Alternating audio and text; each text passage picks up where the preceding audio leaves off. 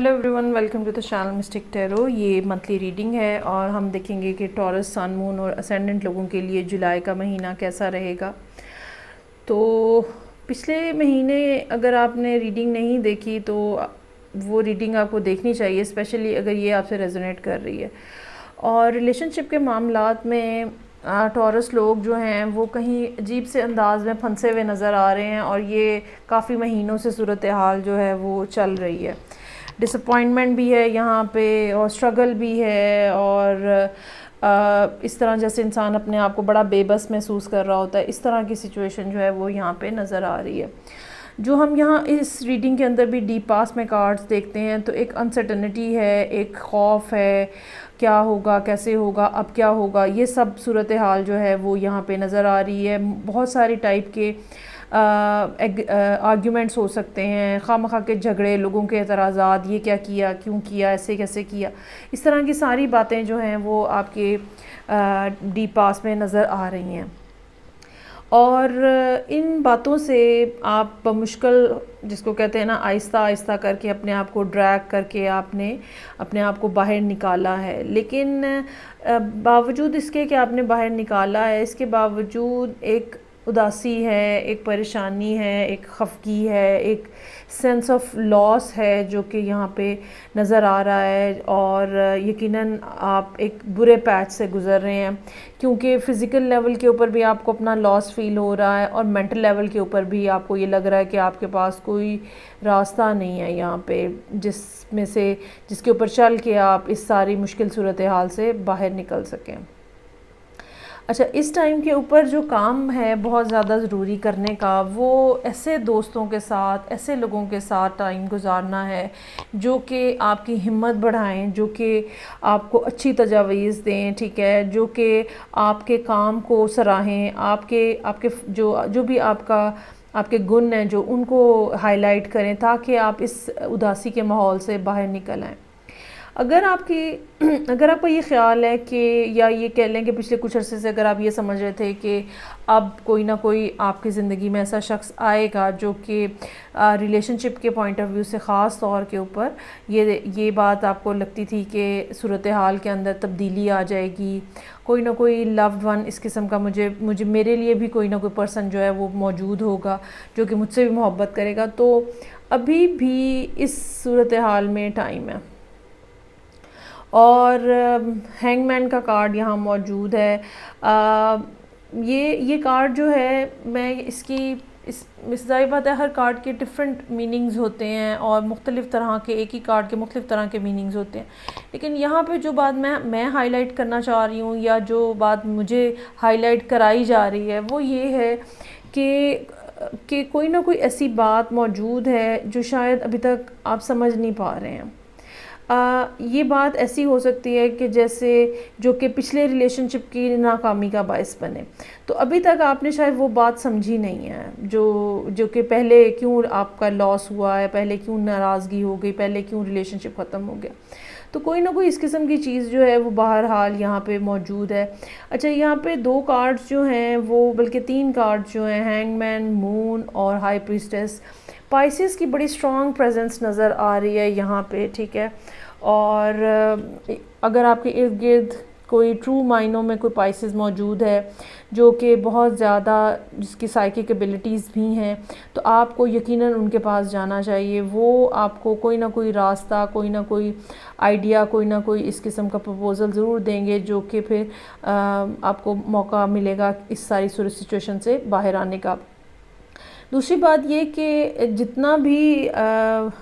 जितनी भी स्ट्रगल है, मेंटल स्ट्रगल है, उसके लिए भी आपको कोई ना कोई काउंसलिंग या कोई ना कोई ऐसा शख्स जो कि आपको कोई दूसरा पॉइंट ऑफ व्यू दिखाए, क्योंकि अभी तक आप इस अंदाज में हैं। यहाँ पे कार्ड्स की डायरेक्शन ये नज़र आ रही है कि सारे रास्ते बंद हो गए हैं, सब चीज़ें ख़त्म हो गई हैं, अब कुछ बाकी नहीं है। तो कोई ना कोई शख्स ऐसा होना चाहिए जो कि आपको ख़ुद से, इस तरह के किसी शख्स को देखना चाहिए जो कि आपको इस धुंध में से और इस नेगेटिविटी में से बाहर निकाले। یہ ساری صورتحال جو ہے یہ تبدیل تو ہوتی ہوئی نظر آ رہی ہے، لیکن بہرحال جولائی کے اینڈ پہ جا کے شاید اس میں کچھ نہ کچھ سلوشن آپ کو ملے۔ دوسری بات یہ کہ آپ کو بہرحال اپنی فیملی کو اپنے ساتھ انگیج رکھنے کی ضرورت ہے۔ یہ پیرنٹس ہو سکتے ہیں، دادا دادی، نانا نانی ہو سکتے ہیں، سبلنگز ہو سکتے ہیں۔ آپ کو کہیں نہ کہیں کسی نہ کسی لیول کے اوپر ان سب لوگوں کو بھی اپنے ساتھ انگیج رکھنے کی ضرورت ہے۔ یہاں پہ جو ایڈوائس کا کارڈ ریلیشن شپ کے حوالے سے ہے وہ ہے یو آر گڈ انف۔ تو یہ فل مون ان ورگو ہے اور ایک اسٹرینتھ ہے جو کہ آپ کے اندر موجود ہے، آلریڈی آپ کے اندر موجود ہے۔ آپ کو اپنے پرابلمس کے حوالے سے، اپنی مشکلات کے حوالے سے بات کرنے کی ضرورت ہے۔ آپ جو بات کریں گے لوگ وہ سنیں گے۔ دوسری بات یہ کہ آپ جتنی ایفرٹ کر رہے ہیں دیٹ از گڈ انف۔ اپنے آپ کو لو مت سمجھیں۔ یہاں پہ 5 آف کپس جو ہے، اب آپ اپنے آپ کو لو سمجھ رہے ہیں، آپ کے اندر سینس آف لاس اتنی زیادہ بڑھ گئی ہے کہ آپ کو لگتا ہے کہ سب کچھ ختم ہو گیا۔ تو ایسی بات نہیں ہے، ایک مشکل ٹائم پیریڈ ضرور ہو سکتا ہے لیکن یہ بہرحال گزر جائے گا اور you are good enough. Relationship کے حوالے سے اس میں کوئی ایسی خرابی نہیں ہوئی ہے آپ کے اندر جو کہ آپ کسی طرح کی ڈس اپوائنٹمنٹ جو ہے وہ فیل کریں۔ اچھا جی، اب یہی کارڈز جو ہیں یہ کریئر کے حوالے سے ہم دیکھیں گے، اور اس میں کریئر کے حوالے سے جو بات کامن نظر آ رہی ہے وہ یہ کہ جو ڈیفیکلٹ ٹائم پیریڈ تھا ڈیفینیٹلی وہ کریئر کے پوائنٹ آف ویو سے بھی تھا، جو کہ پچھلے کچھ عرصے کے اندر آپ نے گزارا ہے، لیکن آہستہ آہستہ اپنی جدوجہد کے ساتھ، اپنی کوشش کے ساتھ آپ اس میں سے باہر آئے ہیں، اس میں کوئی دو رائے نہیں۔